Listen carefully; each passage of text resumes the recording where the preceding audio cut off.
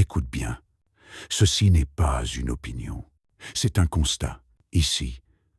Je parle de ce que l'on préfère taire. Aujourd'hui, on parle d'un chauffeur, jugé en France pour complicité de génocide. On ne parle pas d'un chef de guerre, ni d'un ministre, parce que dans un génocide, il n'y a pas que ceux qui tuent. Il y a aussi ceux qui déplacent, qui acheminent, qui facilitent. Et c'est précisément ce que la justice française reproche à Claude Mouaïmana, rejugé en appel à Paris dans un procès prévu du 3 au 27 février 2026. Asseyez-vous, abonnez-vous. Sous serment, je vous livre les faits. Sujet lourd, pas d'images choquantes ici.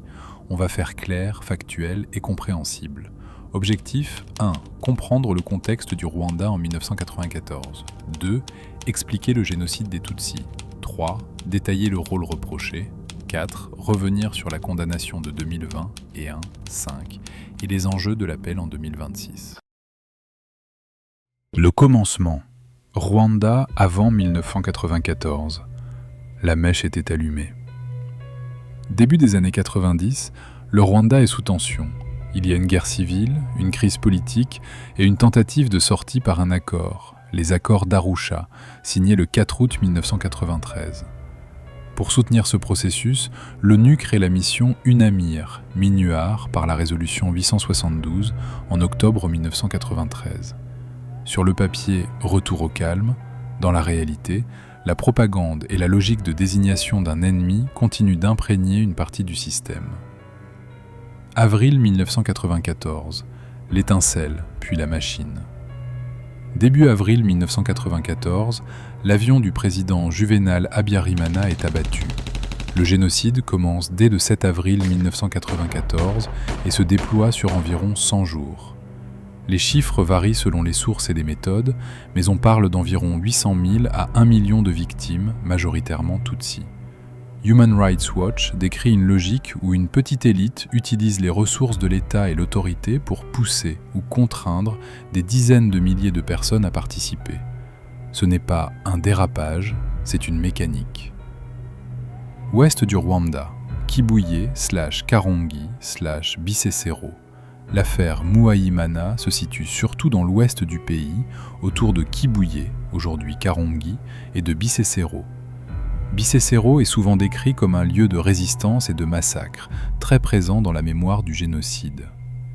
Dans le dossier français, la zone de Kibuye-Karongi revient comme un secteur clé, évoqué dans les comptes rendus et articles sur le procès. Qui est Claude Mouaïmana ? Claude Mouaïmana est un franco-rwandais. En 1994, il est chauffeur à Kibuye. Et c'est là le point central. La justice ne juge pas un symbole, elle juge un rôle concret. Parce qu'un génocide ne se fait pas seulement avec des armes, il se fait aussi avec des trajets, des convois, des allers-retours. Le rôle reproché ? Transporter des miliciens. L'accusation, résumée, Mouaïmana aurait transporté des miliciens Interahamwe, et selon les débats des forces locales, vers différents lieux de massacre en 1994, notamment autour de Karongi, Gitwa, Bisesero. Il ne s'agit pas d'un procès sur une opinion, il s'agit d'actes décrits comme une aide logistique à des crimes de masse.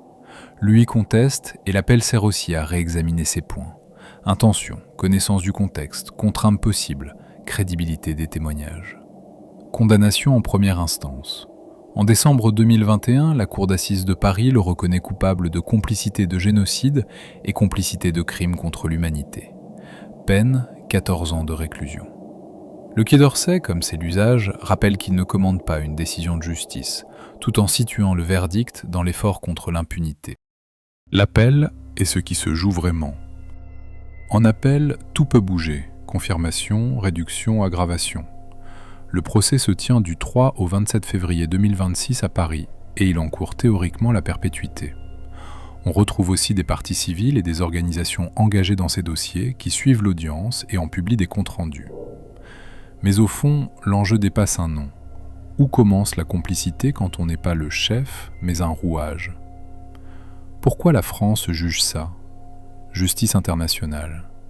Après 1994, la justice internationale s'organise. L'ONU crée le Tribunal pénal international pour le Rwanda, TPIR, via la résolution 955 en novembre 1994.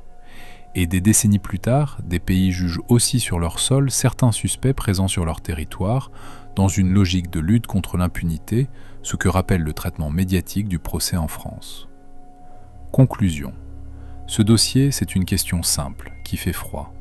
Dans un génocide, est-ce qu'un volant peut devenir une arme, par ce qu'il transporte ? La Cour répondra. Et nous, on retiendra une chose. Le temps passe, mais la justice, parfois, rattrape quand même. Abonnez-vous si vous voulez d'autres dossiers comme celui-ci. Et en commentaire, dites-moi, quel nom doit passer au confessionnal ensuite ? Moi, c'est le confesseur. Sous serment, je vous livre les faits.